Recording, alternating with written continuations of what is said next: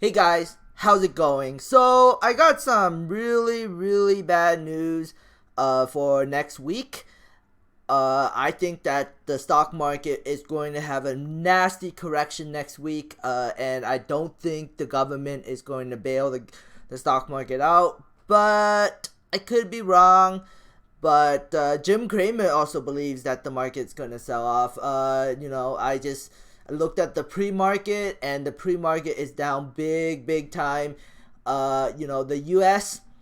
Is set to drop more than 300 points at the open as the coronary virus case outside of China surge. So right now, the coronary virus is a big threat worldwide because people are starting to die in other countries, and it's just people are worried that the United States might have a huge breakout in the sometime in the near future. And right now there's a huge scare in the market, and I think we're gonna have a really ugly February. But again, we'll see if that's gonna be the scenario. So Jim Cramer said that February could end with a nasty whimper. I'm going to be playing a little bit of what he talks about. So yes. To have money. Welcome to Cramerica. Other people want to make friends. I'm just trying to help you make some money. My job is not just to entertain you, but to educate, to teach, and put it in context. So call me at 1-800-743-CNBC or tweet me at Jim Cramer. Did we get hammered today? Did we get hammered? Because investors are finally starting to realize that the coronavirus is a very destructive force for economies. Dow plunged 228 points, S&P plummeted 1.05%, NASDAQ nosedived 1.79%. As profit takers came out in force, especially in big tech, recognizing the Chinese economy is going to go maybe offline. And going offline can't be good news for the United States. The yield on the 30-year Treasury, well, it fell to record lows. That worries me. Yes, that's got to be a danger signal, and not just a windfall for home buyers, right? All the action today seems to tell us that the bad news out of China is finally translating into bad news. It's almost a total delayed reaction. It should have been a week ago, because our economy remains deeply intertwined with theirs. So many of our companies rely on Chinese suppliers for everything from trim, like in clothing, to buttons, essential medications, telco components, all sorts of technologies. We're really much more intertwined than people realize. I think we're right to be worried. I think we're right to respect this blow-off that started yesterday and truly accelerated into the bell today. It was a terrible day. China's currently conducting the largest quarantine in human history to prevent this virus from spreading. You better believe that has an impact on commerce. These containment measures were only ever meant to be temporary, hopefully getting us to April when the weather heats up and flu season traditionally ends. It's only people a delaying reaction, as we're seeing now with the outbreak spreading beyond China. The Korean numbers, frankly, took my breath away. With that coronavirus prism top of mind, and it must stay top of mind until some antivirals are discovered that can knock it out, I remain hopeful. What is the game plan for next week? Well, first, before we get into it, as you can see, all week, this is what we're going to be focused on. We do a nightly program here, too. It's really important. It was key to the reversal today. It's why the blow-off occurred.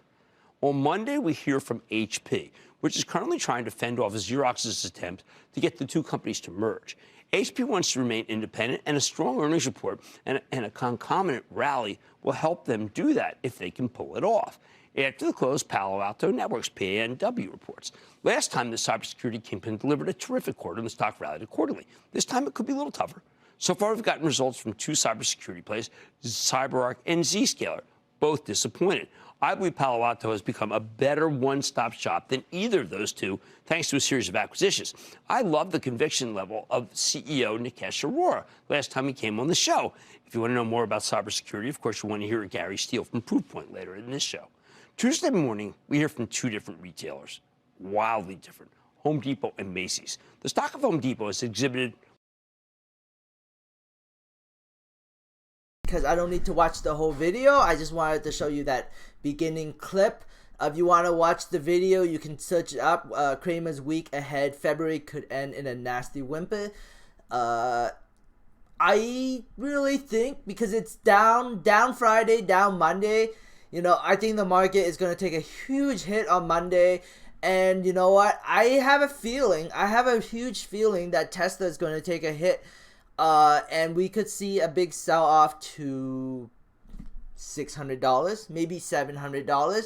But if the market goes down, I think rich people are going to be taking the profit on Tesla, and I think that's going to cause a huge downside. And right now, with the virus and with the stock market selling off, nobody's going to want to be bullish on anything right now. And I think people are going to try to be in a more of a cash position, trying to get ready for a good dip, buy the dip opportunity, because maybe at the start of March, the government will come back and be like, pump the market up. But you should pay attention to the virus. The virus is very important. If this thing just gets more nasty and nasty every single week, and and more bad news comes out of China, maybe you want to just completely stay away from the market until things calm down in China. Maybe. Again, not financial advice. This is just a warning, because I think that, a lot of people should be trying to be in a cash position. Again, this is my opinion, not advice to anyone. So, if Tesla sells off, I have a feeling that SpaceX could sell off, even with there's a lot of people who are bullish on space. Yes, and there's also a lot of bears on space too. There's a huge short position. So, I mean, yes, Monday could come along. The end of Tuesday can come along, and they could have huge, massive earnings, and then the stock could skyrocket to, I don't know, let's say $50. But if the market is selling off,